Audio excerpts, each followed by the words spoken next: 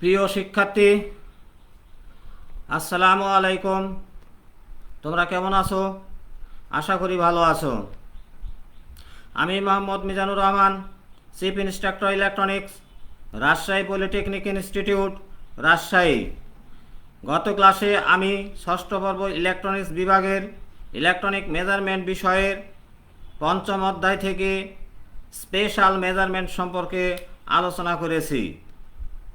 আজ আমি অষ্টম অধ্যায় থেকে ফেজ অ্যান্ড ফ্রিকোয়েন্সি পরিমাপ সম্পর্কে আলোচনা করব। হ্যালো অডিয়েন্স, আমার কথা কি শোনা যাচ্ছে? চলো এখন মূল আলোচনায় যাই।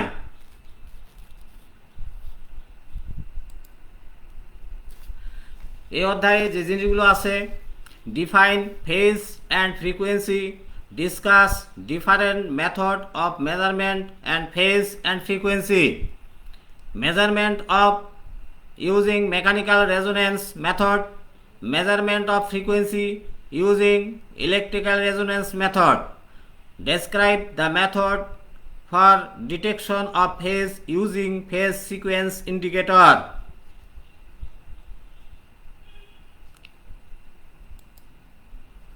phase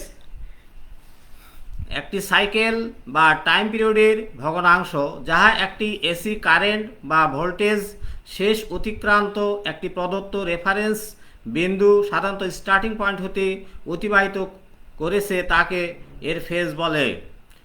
তাহলে এখানে একটা সাইকেল, এই সাইকেলের একটা ভগ্নাংশ যা এই ওয়েভটা এই স্টার্টিং পয়েন্ট থেকে অতিক্রম করেছে। তাহলে চিত্রে এ বিন্দুতে এসি কারেন্টের ফেজ হলো, এই এসি কারেন্টের এই এ বিন্দুতে ফেজ হলো π/6 অর 30 ডিগ্রি অর 1/600 সেকেন্ড। তাহলে এটাই হলো ফেজ। যে কোনো মুহূর্তে, অর্থাৎ একটা ওয়েভের যে কোনো মুহূর্তে অবস্থানটাই হলো তার ফেজ। ফ্রিকোয়েন্সি একটি অল্টারনেটিং সাইকেল প্রতি সেকেন্ডে যতবার সম্পন্ন হয় তাকে ফ্রিকোয়েন্সি বলে। একে এফ দ্বারা প্রকাশ করা হয়। এর একক সাইকেল পার সেকেন্ড বা হার্টস। এখানে একটা পূর্ণ সাইকেল দেখানো হয়েছে। তাহলে এরকম একটা সাইকেল সম্পন্ন হতে, অর্থাৎ প্রতি সেকেন্ডে যতবার হবে সেটাকে তার ফ্রিকোয়েন্সি বলা হয়। যদি এখানে টাইম পিরিয়ড টি হয় তাহলে ফ্রিকোয়েন্সি এফ সমান হবে 1/t।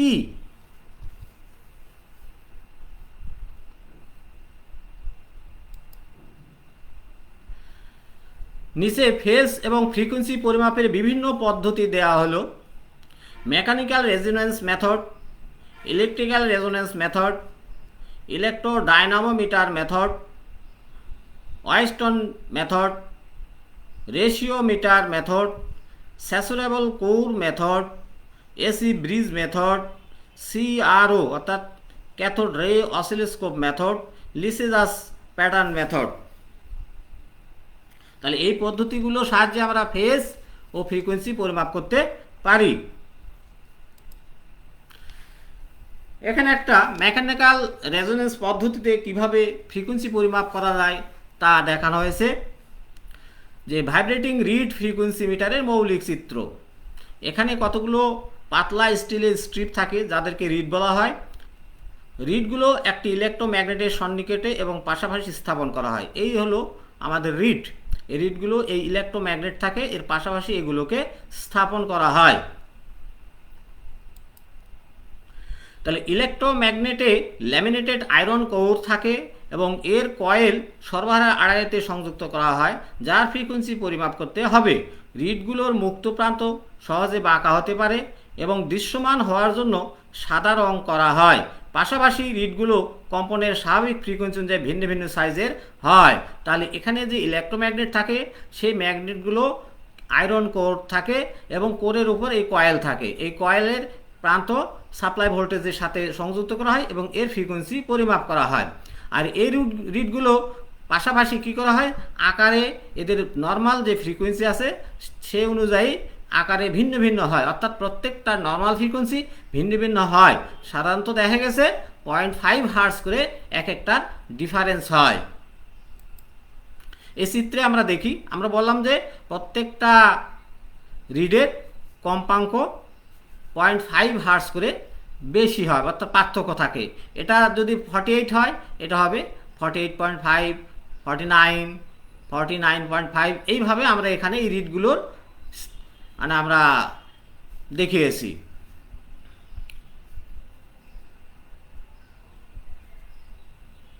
যার ফ্রিকোয়েন্সি পরিমাপ করতে হবে সেই সরবরাহ আড়াতে যখন ইলেকট্রোম্যাগনেটিকে সংযোগ করা হয় তখন এর চৌম্বকত্ব একই ফ্রিকোয়েন্সিতে পরিবর্তন হয়। অর্থাৎ ইলেকট্রোম্যাগনেট যখন সাপ্লাই ভোল্টেজের সাথে সংযুক্ত করা হয় তখন কি হয়, ইলেকট্রোম্যাগনেটটা ওই সাপ্লাই ভোল্টেজ ফ্রিকোয়েন্সিতে একটা ইলেকট্রিক ম্যাগনেটিক ফিল্ড তৈরি করে।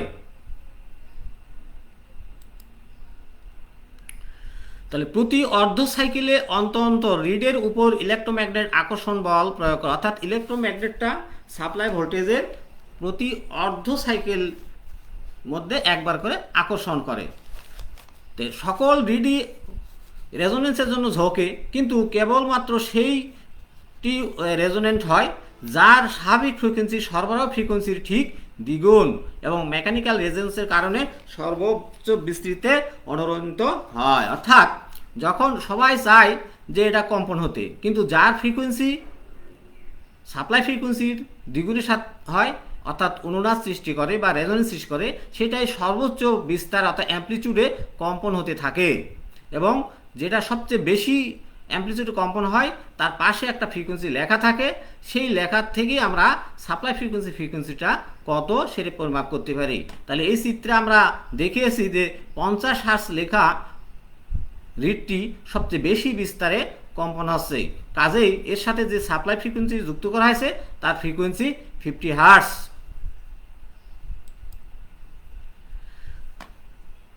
তাহলে নিচে আরেকটা চিত্র দেখানো হয়েছে যে দুটো একই, যদি আমাদের দুটো রিড একই সমান বিস্তারিতে কম্পিত হয় তাহলে আমরা ধরে নেব এর ফ্রিকোয়েন্সিটা এই 50 এবং 49.5 মাঝামাঝি হবে।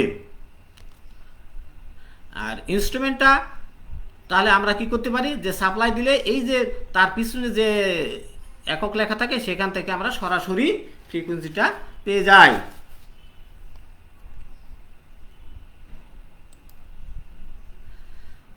Measurement of frequency electrical resonance method. এখন ইলেকট্রিক্যাল রেজোনেন্স মেথডে কিভাবে ফ্রিকোয়েন্সি পরিমাপ করা যায় আমরা দেখি যে এই মিটারে আরএলসি সিরিজ রেজোনেন্স নীতি অনুসরণ করা হয়, অর্থাৎ আরএলসি সিরিজ সার্কিটে রেজোনেন্স মুহূর্তে এক্সএল সমান এক্সসি। তাহলে আমরা জানি আরএলসি সিরিজ সার্কিট রেজোনেন্স হয় যখন এক্সএল সমান এক্সসি, অর্থাৎ সার্কিটে শুধুমাত্র রেজিস্ট্যান্স থাকে কারেন্ট বাধা দেওয়ার জন্য, অর্থাৎ সর্বোচ্চ কারেন্ট প্রবাহ হয়। তাহলে electrical resonance type frequency meter দুই ধরনের, একটা হলো ফেরোডাইনামিক টাইপ ফ্রিকোয়েন্সি মিটার আর একটা হলো ইলেকট্রোডাইনামো টাইপ ফ্রিকোয়েন্সি মিটার।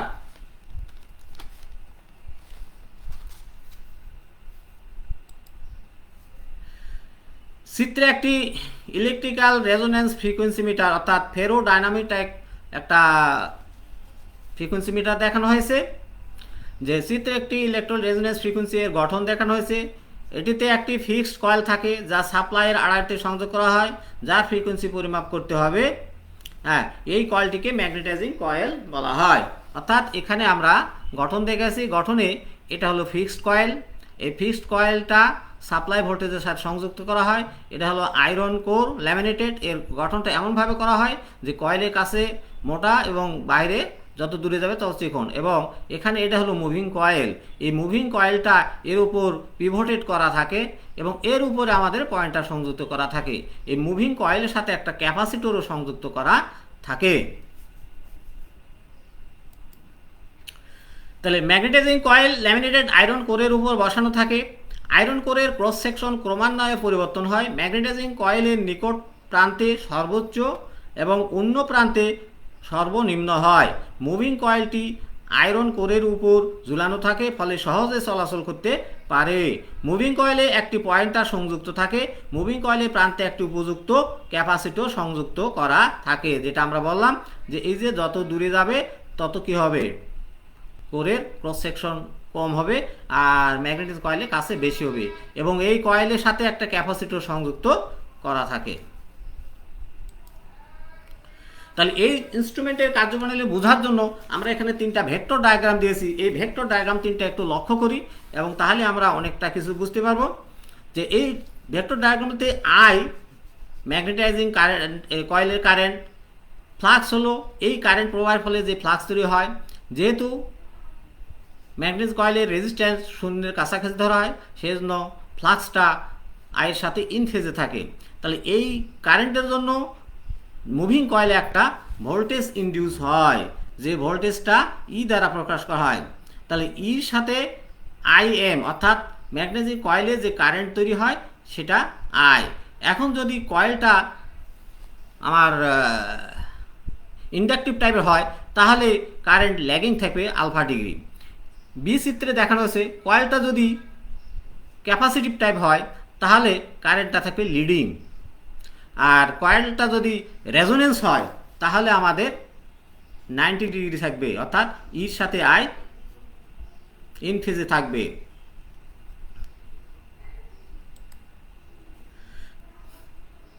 চিত্র এ মুভিং কয়েল ধরা হয় ইন্ডাকটিভ এবং তাই কারেন্ট আই এম ই এর আলফা কোণে ল্যাগিং থাকে। মুভিং কয়েলের উপর উৎপন্ন টর্ক, অর্থাৎ যে মুভিং কয়েলটা ছিল তার উৎপন্ন টর্ক হবে T D proportional I M cos 90 degree plus alpha, 90 degree plus alpha.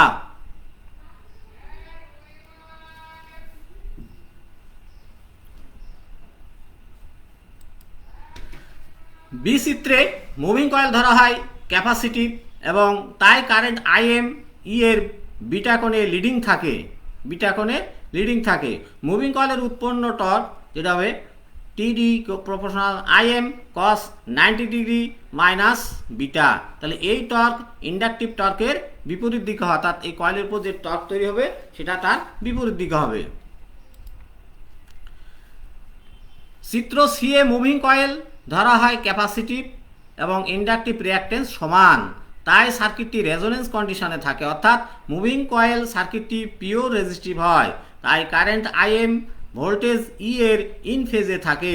Moving coil এর উপর উৎপন্ন টর্ক টিডি proportional I M cos 90 degree সমান 0, অর্থাৎ যখন ইন্ডাকটিভ রিঅ্যাকটেন্স এবং ক্যাপাসিটিভ রিঅ্যাকটেন্স সমান হয় তখন মুভিং কয়েলের ডিফ্লেক্টিং টর্ক হবে 0, অর্থাৎ পয়েন্টারটা একটা নির্দিষ্ট স্থানে স্থির হয়ে যাবে।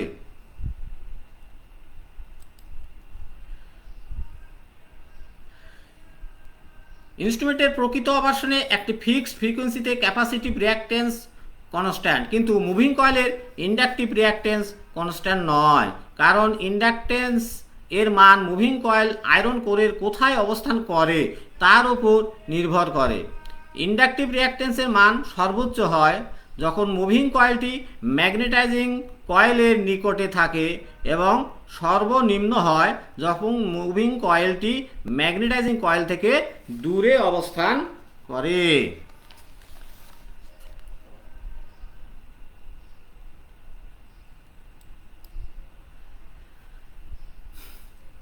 সি এর মান এমনভাবে পছন্দ করা হয় যেন নর্মাল ফ্রিকোয়েন্সিতে মুভিং কয়েলটি আয়রন কোরের উপর সুবিধাজনক গড় অবস্থানে থাকে।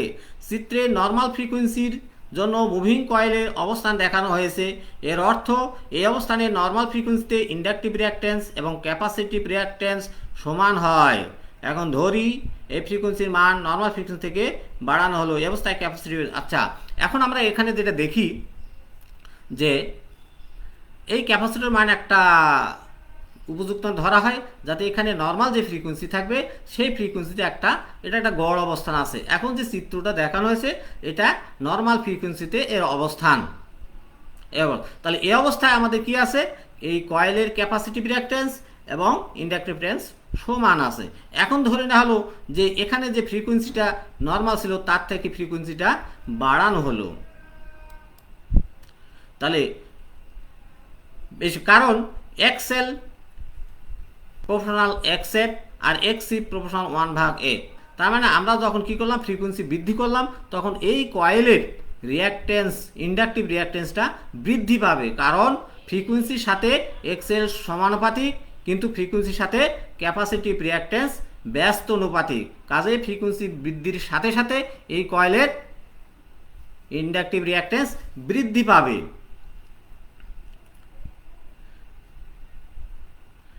চিত্র এ অনুযায়ী আমরা যে ভেক্টর ডায়াগ্রাম একটি টর্ক উৎপন্ন হয়, এই টর্ক কয়েলটিকে সাম্যাবস্থা আনার চেষ্টা করে, অর্থাৎ যেখানে ইন্ডাকটিভ রিঅ্যাকট্যান্স এবং ক্যাপাসিটিভ রিঅ্যাকট্যান্স সমান হয়। যেহেতু এক্সএল গ্রেটার দ্যান এক্সি, এই টর্ক কয়েলটিকে সেই অবস্থায় নিয়ে যাবে যেখানে ইন্ডাকটিভ রিঅ্যাকট্যান্সের মান কমিয়ে সমান করবে, অর্থাৎ ফ্রিকোয়েন্সি বাড়ানোর সাথে সাথে এটার ইন্ডাকটিভ রিঅ্যাকট্যান্স বৃদ্ধি হয়ে যাবে। বৃদ্ধি হওয়ার ফলে এই কয়েলে একটা টর্ক তৈরি হবে। এই টর্কটা চাবে যে কয়েলটা ইন্ডাকটিভ রিঅ্যাকট্যান্স মানকে কমায় দিবে। তাহলে কমায় দিবে মানে কয়েলটাকে এই ম্যাগনেটিক কয়েল থেকে আস্তে আস্তে দূরের দিকে নিয়ে যাবে। ঠিক যখনই ক্যাপাসিটিভ রিঅ্যাকট্যান্স এবং ইন্ডাকটিভ সমান হবে তখন এই পয়েন্টটা স্থির হয়ে যাবে। তাহলে স্থির হয়ে যাবে, এই স্থির অবস্থায় আমরা কী পাবো, এখান থেকে যে স্কেলটা দাগাঙ্কিত থাকবে সেখান থেকে সরাসরি আমরা ফ্রিকোয়েন্সিটা পেয়ে যাব। অর্থাৎ নর্মাল ফ্রিকোয়েন্সির চেয়ে বেশি ফ্রিকোয়েন্সি দিলে এই কয়েলটা কী হবে, ম্যাগনেটিক কয়েল থেকে দূরে চলে যাবে, অর্থাৎ কয়েলটা তখন এই দিকে আসবে, অর্থাৎ হাই ফ্রিকোয়েন্সি হায়ারের দিকে যাবে। আবার যদি ফ্রিকোয়েন্সি মান নর্মাল ফ্রিকোয়েন্সি থেকে কমানো হয়, ইন্ডাকটিভ রিঅ্যাকট্যান্সের তুলনায় ক্যাপাসিটিভ রিঅ্যাকট্যান্স বেশি হবে এবং চিত্র বি অনুযায়ী টর্ক উৎপন্ন হবে। অর্থাৎ এবার যদি আমরা এখানকার ফ্রিকোয়েন্সি এই নর্মাল ফ্রিকোয়েন্সিতে যদি আমরা কম দিই তাহলে কি হবে, যে এর ক্যাপাসিটিভ রিঅ্যাকট্যান্সটা বেড়ে যাবে। যখন ক্যাপাসিটিভ রিঅ্যাকট্যান্সটা বেড়ে যাবে তখন এর উপর একটা টর্ক হবে। এই টর্ক হওয়ার সাথে সাথে কোন দিকে যাবে, যেহেতু ইন্ডাকটিভ রিঅ্যাকট্যান্স কমে গেছে ক্যাপাসিটিভ রিঅ্যাকট্যান্স বৃদ্ধি হয়ে গেছে, সেহেতু কয়েলটা এবার হবে ম্যাগনেটিক কয়েলের দিকে মুভ করবে, ফলে এর ইন্ডাকটিভ রিঅ্যাকট্যান্সটা আস্তে আস্তে বাড়তে যখন ক্যাপাসিটিভ রিঅ্যাকট্যান্সের সমান হবে অর্থাৎ রেজোনেন্স হবে, তখন এই পয়েন্টটা একটা স্থির অবস্থানে এসে যাবে। যখন স্থির অবস্থায় এসে যাবে তখনই আমরা এই রিডিং থেকে আমরা ফ্রিকোয়েন্সি কত সেটা পরিমাপ করতে পারবো। তার মানে আমরা দেখতে পাচ্ছি এখানে যে নর্মাল ফ্রিকোয়েন্সি একটা অবস্থান থাকে, তার থেকে বেশি ফ্রিকোয়েন্সি দিলে কাঁটাটা এদিকে আসবে, আর যদি আমরা তার চেয়ে কম ফ্রিকোয়েন্সি দেই তাহলে পয়েন্টটা এদিকে আসবে। অর্থাৎ এই স্কেল থেকেই আমরা সরাসরি কি পেয়ে থাকবো, ফ্রিকোয়েন্সি পরিমাপ করতে পারবো।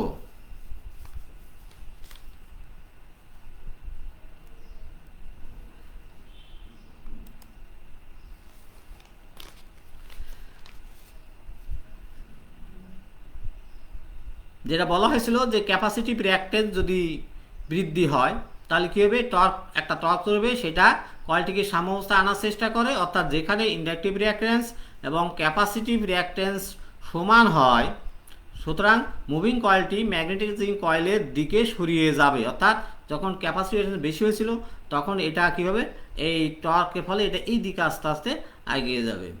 তো মিটারটি ফ্রিকোয়েন্সি এককে দাগাঙ্কিত থাকলে স্কেল থেকে সরাসরি আমরা ফ্রিকোয়েন্সি পরিমাপ করতে পারি।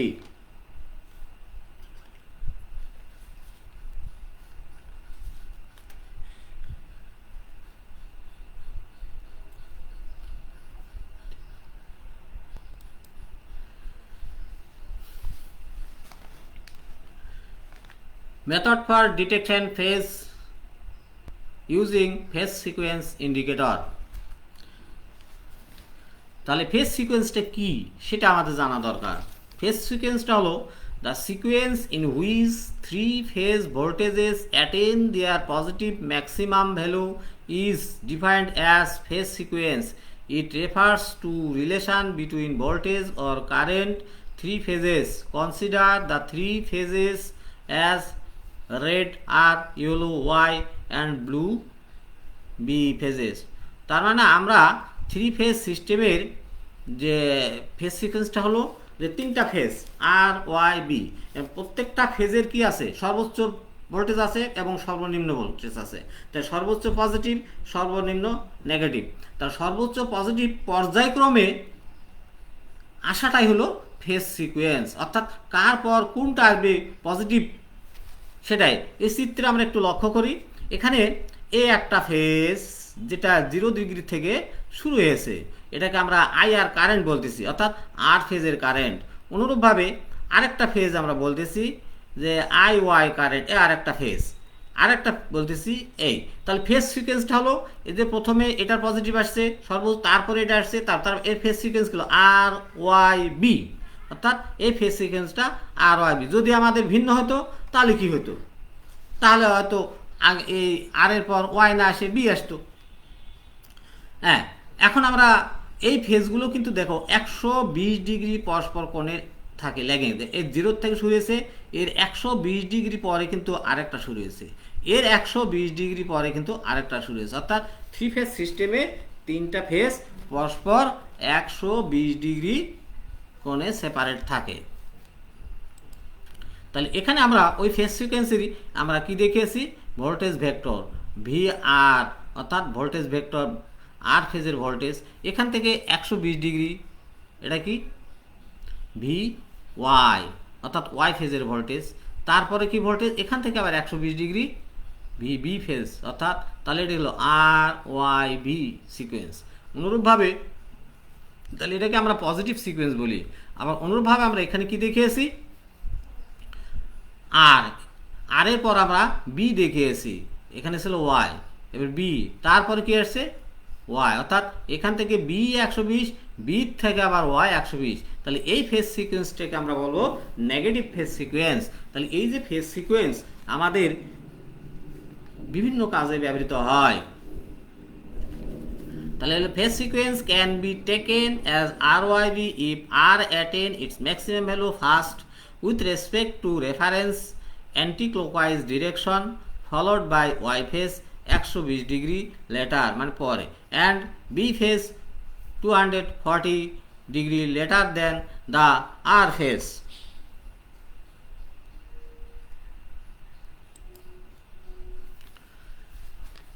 একটি ইলেকট্রোম্যাগনেটিক বা ইন্ডাকশন ইনস্ট্রুমেন্ট এবং থ্রি ফেজ ইলেকট্রিক সার্কিটে ফেজ সিকোয়েন্স ইন্ডিকেটর ব্যবহৃত হয়। Phase sequence three phase electric মোটরে ঘূর্ণন দিক নির্ধারণ করে। কিছু পরিমাপ যন্ত্র এবং স্বয়ংক্রিয় কন্ট্রোল ডিভাইসের সঠিক অপারেশনে ফেজ সিকোয়েন্স উপর নির্ভর করে। আমরা ফেজ সিকোয়েন্স কিন্তু যখন একাধিক অল্টারনেটর প্যারালালে সংযোগ করব তখন কিন্তু আমাদের ফেজ সিকোয়েন্স অবশ্যই ঠিক রাখতে হবে। যদি ঠিক রাখা না হয় তাহলে কি হবে, সঠিকভাবে আমাদের প্যারালাল সংযোগ করা যাবে না, কারণ প্যারালাল সংযোগের শর্তই হলো ফেজ সিকোয়েন্স অবশ্যই একই হইতে হইবে।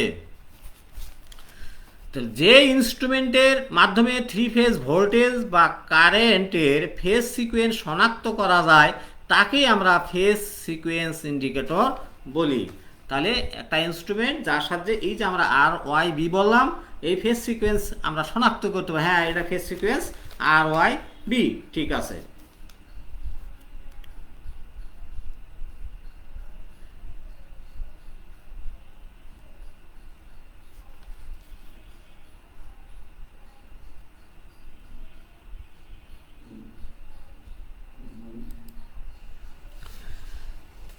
ফেজ সিকোয়েন্স ইন্ডিকেটর দুই প্রকার, যথা 1 নম্বর রোটেটিং টাইপ, 2 নম্বর স্ট্যাটিক টাইপ।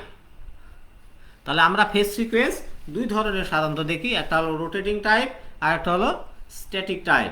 রোটেটিং টাইপ এই ধরনের মিটারের কার্যনীতি থ্রি ফেজ ইন্ডাকশন মোটরের মতোই, অর্থাৎ থ্রি ফেজ ইন্ডাকশন মোটর যেভাবে কাজ করে এটাও একই রকমভাবে কাজ করে।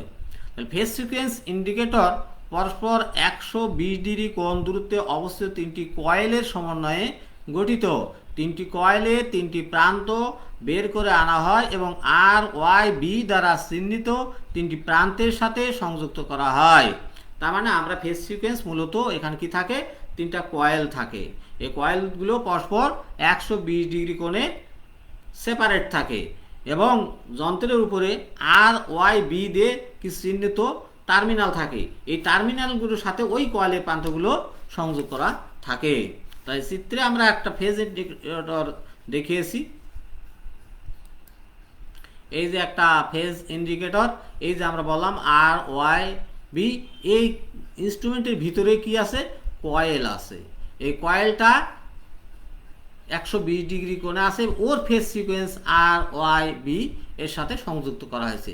এই কয়েলের উপরে একটা অ্যালুমিনিয়ামের ডিস্ক থাকে।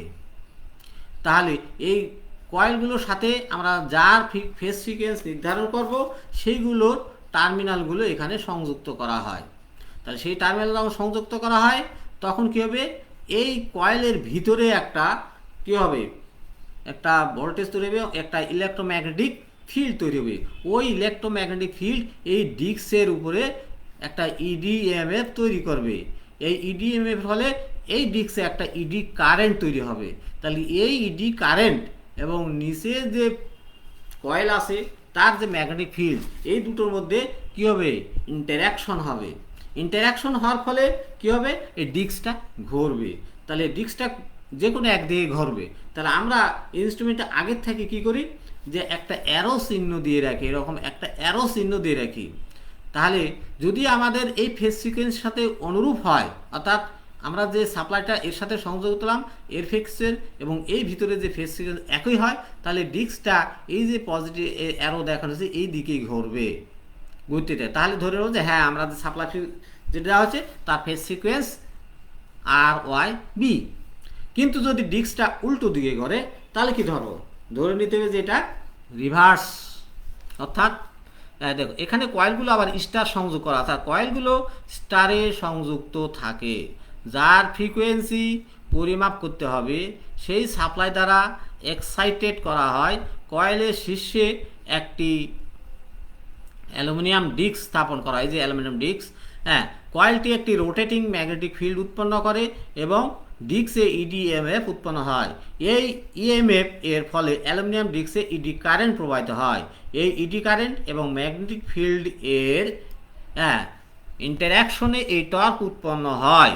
এই টর্কের কারণে ডিস্কটি ঘুরতে থাকে এবং ঘূর্ণনের দিক সাপ্লাই এর ফেজ সিকোয়েন্সের উপর নির্ভর করে। ডিস্কের ঘূর্ণনের দিক অ্যারো দ্বারা নির্দেশ করা থাকে। যদি ডিস্কের ঘূর্ণনের দিক অ্যারো হেড দ্বারা নির্দিষ্ট দিকে হয় তাহলে সাপ্লাইয়ের ফেজ সিকোয়েন্স ইনস্ট্রুমেন্টের চিহ্নিত প্রান্তের অনুরূপ হয়। আর যদি ডিস্কটি অ্যারো হেড দ্বারা নির্দেশিত দিকের বিপরীত দিক করে তাহলে সাপ্লাইয়ের ফেজ সিকোয়েন্স ইনস্ট্রুমেন্টের চিহ্নিত প্রান্তের অপোজিট হবে। অর্থাৎ এটা যদি এদিকে ঘরে তাহলে আর ওয়াই বি, এটা যদি ঘরে তাহলে কি হবে আর বি ওয়াই। আমরা স্ট্যাটিক টাইপ একটা দেখি। স্ট্যাটিক চিত্রে ল্যাম্প ও একটি ইন্ডাক্টরের সমন্বয়ে গঠিত একটি অ্যারেঞ্জমেন্ট দেখানো হয়েছে যা স্ট্যাটিক ফেজ সিকোয়েন্স হিসেবে ব্যবহৃত হয়। যখন ফেজ সিকোয়েন্স আর ওয়াই বি হয় তখন ল্যাম্প 1 অস্পষ্ট হয় এবং ল্যাম্প 2 উজ্জ্বলভাবে জ্বলে। আর যদি ফেজ সিকোয়েন্স আর বি হয় তো উল্টো হয়, তাহলে ল্যাম্প 1 উজ্জ্বলভাবে জ্বলবে এবং ল্যাম্প 2 অস্পষ্ট জ্বলবে। অর্থাৎ এই যে এটা সিম্পল, এখানে একটা ল্যাম্প একটা ল্যাম্প দেওয়া হয়েছে। যদি ফেজ সিকোয়েন্স আর ওয়াই বি হয় তাহলে এটা অস্পষ্ট জ্বলবে আর এটা বেশি জ্বলবে। আর যদি আর বি হয় তাহলে এটা কম জ্বলবে, এটা বেশি জ্বলবে। এটা কেন হয়, যখন আমরা লোড এরকম করি তখন কি হয়, একটা ফেজে কারেন্ট বেশি হয়ে যায়। যার ম্যাথমেটিক্যাল ক্যালকুলেশন আমরা দেখি। এখানে একটা ভেক্টর ডায়াগ্রাম দেখানো হয়েছে। এই চিত্র থেকে আমরা দেখতেছি তিনটা vector, B R Y, B Y B R B R Y. তাহলে এক্ষেত্রে আমরা পাই ভি আর, এটা হলো B R Y V plus 1 plus 0, আবার V Y B V -120 degree. এটাকে ভাঙালে এটা আসে, অর্থাৎ -0.5 -J4, আর বি আর সমান 240 ডিগ্রি। তাহলে চিত্র থেকে আমরা পাই এই তিনটা কারেন্টের যোগফল 0। তাহলে এখানে ভোল্টেজ যে কারশফস ল সেই অনুযায়ী করলে এই মানে আমরা আছে V R Y I Y R minus R I R R equal to 0। আবার এই 3 নম্বর সমীকরণ, এই সমীকরণ 1 2 3কে যদি আমরা অ্যানালাইসিস করি তাহলে আর সমান V R Y by R plus I Y এবং আই ওয়াই সমান এই ইকুয়েশনটা পাওয়া যাবে। এখন ওখান থেকে আমরা ক্যালকুলেশন যদি করি আই ওয়াই সমান আই আর আই ওয়াই সমান এটা পাবো। এখন এই যে এটা আমাদের ওই যে সমীকরণগুলো দেওয়া আছে সেখান থেকে ক্যালকুলেশন, তাহলে এখন যদি আমরা ধরি এক্স এল সমান আর, তাহলে এখানে যে জিনিসটা আসে যে আই আর ভাগ আই ওয়াই সমান 0.7, তাহলে এক্ষেত্রে যেটা দেখা যায় আই আর আই ওয়াইয়ের চেয়ে কম, অনেক কম। অর্থাৎ আই ওয়াইকে 0.27 দিয়ে গুণ করলে যেটা হয় সেটা এটা মান পাওয়া যায়। তাহলে বাড়ি কাজ, ফেজ সিকোয়েন্স ফ্রিকোয়েন্সি কাকে বলে, ফ্রিকোয়েন্সি পরিমাপের বিভিন্ন পদ্ধতির নাম লেখো, চিত্রসহ মেকানিক্যাল রেজোনেন্স পদ্ধতিতে ফ্রিকোয়েন্সি পরিমাপ কৌশল বর্ণনা করো, বর্তনী সহ ইলেকট্রিক্যাল রেজোনেন্স টাইপ ফ্রিকোয়েন্সি মিটারের কার্যপ্রণালী লেখো। চিত্র সহ একটি ফেজ সিকোয়েন্স ইন্ডিকেটরের কার্যপ্রণালী বর্ণনা করো। তাহলে এই বাড়ির কাজগুলো আমি তোমাদের ক্লাস টিচারকে দেখিও। তবে নেক্সট ক্লাসে আমরা 9 নম্বর অধ্যায় measurement of voltage, current, phase and frequency অসিলোস্কোপের সাহায্যে আমরা দেখব। আর সরাসরি ক্লাস দেখার জন্য লিঙ্ক www.facebook.com/skills.gov.bd। ক্লাসসমূহ পুনরায় দেখতে ভিজিট করুন জাতীয় দক্ষতা বাতায়নে কারিগরি শিক্ষা অধিদপ্তরের পেজ www.skill.gov.bd/dt। ধন্যবাদ।